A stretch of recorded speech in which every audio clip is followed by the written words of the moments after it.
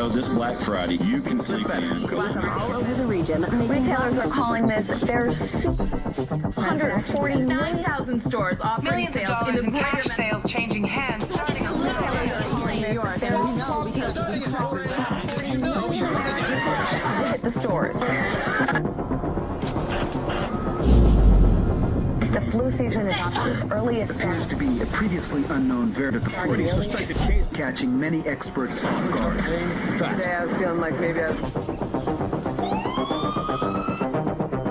Back on the breaking news, leading with unconfirmed reports of a smallpox outbreak. Is a highly rehearsed scenario. And National Guard units converging on a hospital in central Manhattan. The bridges are closed. It's smallpox is a very real More danger. deaths than AIDS, more than There's Ebola. not enough vaccines. Let me stop you there. This is not a panic situation.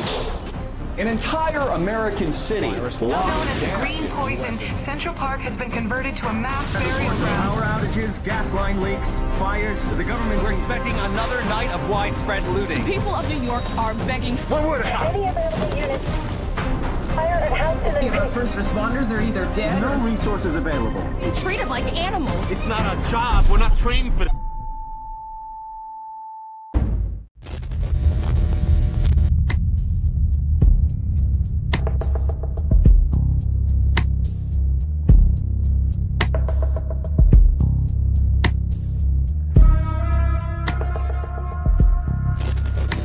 Normalcy only returns when we've largely vaccinated the entire global population. Normalcy only returns when we've largely vaccinated the entire global population.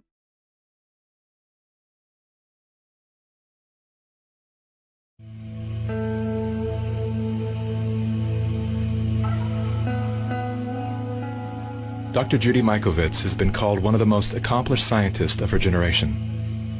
Her 1991 doctoral thesis revolutionized the treatment of HIV/AIDS. At the height of her career, Dr. Mikovits published a blockbuster article in the journal Science. The controversial article sent shockwaves through the scientific community as it revealed that the common use of animal and human fetal tissues were unleashing devastating plagues of chronic diseases. For exposing their deadly secrets, the minions of Big Pharma waged war on Dr. Mikovits, destroying her good name, career, and personal life. Now, as the fate of nations hang in the balance, Dr. Mikovits is naming names of those behind the plague of corruption that places all human life in danger. So you made a discovery that conflicted with the agreed-upon narrative. Correct. And for that, they did everything in their powers to destroy your life. Correct. You were arrested, Correct. and then you were put under a gag order. For 5 years, if I went on social media, if I said anything at all, they would find new evidence and put me back in jail. And it was one of the few times I cried, and it was because I knew there was no evidence the first time. And when you can unleash that kind of force to force someone into bankruptcy with a perfect credit score, and so that I couldn't bring my 97 witnesses, which included the heads, Tony Fauci, Ian Lipkin, the heads of the public health and HHS, who would have had to testify that we did absolutely nothing wrong. And so what did they charge you with? Nothing. But you were in jail. I was held in jail with no charges. I was called a fugitive from justice. No warrant. Literally drugged me out of the house. Our neighbors are looking at what's going on here. They searched my house without a warrant. Literally terrorized my husband for 5 days.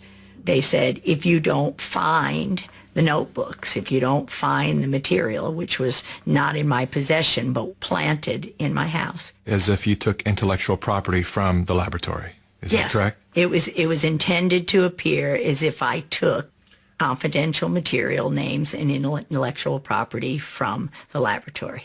and I could prove beyond a shadow of a doubt that I didn't, heads of our entire HHS colluded and destroyed my reputation, and the Department of Justice and the FBI sat on it and kept that case under seal, which means you can't say there's a case or your lawyers are held in contempt of court. So you can't even get a lawyer to defend you.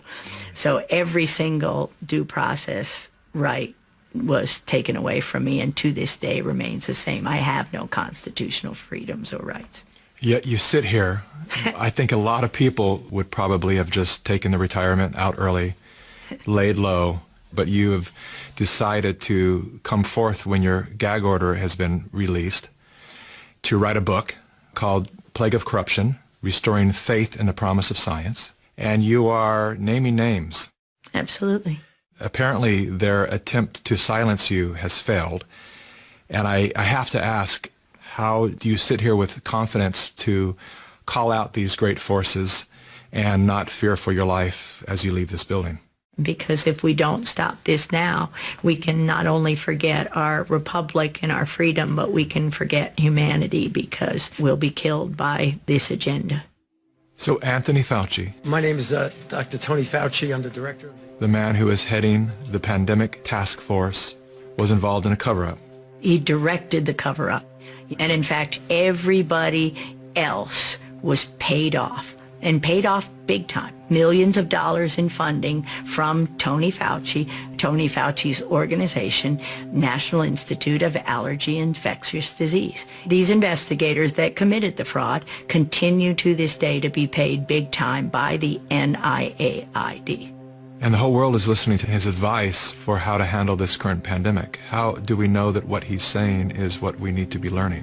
What he's saying is absolute propaganda, and the same kind of propaganda that he's perpetrated to kill millions since 1984. We know from this study quite clearly that there will be a delay in progression significantly greater than for individuals who do not take the drug.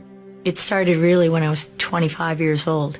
I was part of the team that isolated HIV from the saliva and blood of the patients from France, where Luc Montagnier had originally isolated the virus. Je pense qu'il y a toute une recherche à faire à ce niveau-là qui est négligée parce que this was a confirmatory study, but Tony Fauci and Robert Gallo were working together then to spin the story in a different way. At that time, Dr. Rossetti was out of town, and Tony Fauci says, you know, we understand that you have a paper in press, and we want a copy of it. And I said, yes, there's a paper in press, and it's confidential, and no, I will not give you a copy of it. He started screaming at me, then he said, give us the paper right now, or you'll be fired for insubordination. And I just said, I'm sure when Dr. Rossetti gets back, you can have the conversation. And so Frank comes back, you know, several weeks later, and is really bullied into giving Fauci the paper. Fauci holds up the publication of the paper for several months, while Robert Gallo writes his own paper and takes all the credit, and of course patents are involved. This delay of the confirmation, you know, literally led to spreading the virus around, you know, killing millions. Perhaps no one expressed the anguish of AIDS better than New York writer Larry Kramer.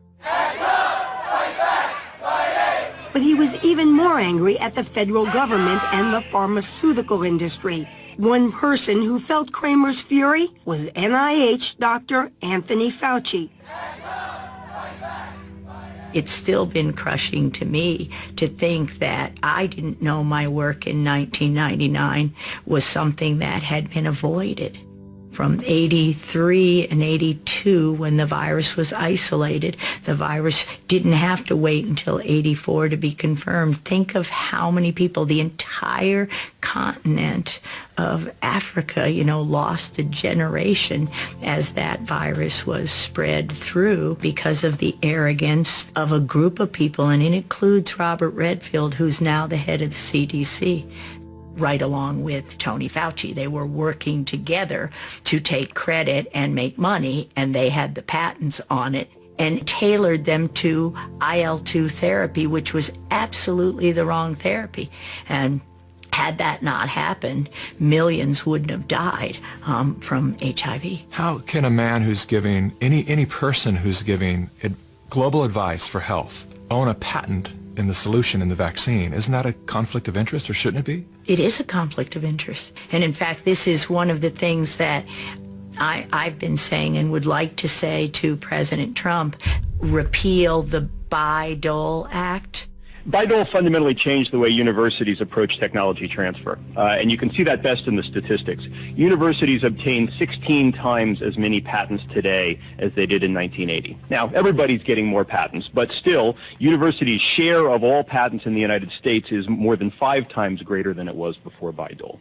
The situation has gotten so bad that one information technology industry official has publicly referred to universities as, quote, crack addicts, unquote, driven by, quote, small-minded tech transfer offices addicted to patent royalties. That act gave government workers the right to patent their discoveries. So to claim intellectual property for discoveries that the taxpayer paid for. Ever since that happened in the early 80s, it destroyed science. And this allowed the development of those conflicts of interest. And this is the crime behind letting somebody like Bill Gates with billions of dollars, nobody elected him, he has no medical background, he has no expertise, but we let people like that have a voice in this country while we destroy the lives of millions of people. Normalcy only returns when we've largely vaccinated the entire global population. Normalcy only returns when we've largely vaccinated the entire global population.